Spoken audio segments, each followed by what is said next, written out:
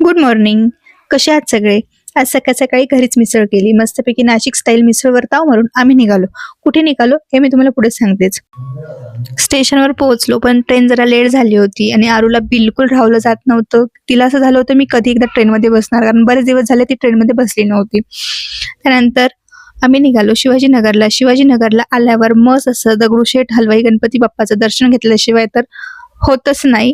बाहेरूनच दर्शन घेतलं, कारण आतमध्ये खूप गर्दी होती आणि आम्हाला खूप शॉपिंग करायची होती. त्यानंतर ढीगभर साड्या बघितल्या, पण साडी काही आवडेना. त्यामुळे शेवटी म्हटलं चला आता पोटोबा तर करून घेऊ, शॉपिंगचं तर काही खरं नाही. क्रिसमसमुळे छान असं डेकोरेशन केलेलं होतं.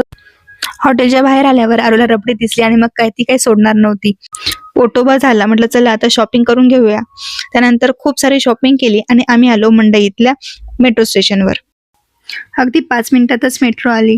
दिवसभर आम्ही जाम थकलो होतो, पूर्ण दिवस फिरत होतो. मग शेवटी थकलेले चेहरे घेऊन आम्ही थेट घरचा रस्ता गाठला.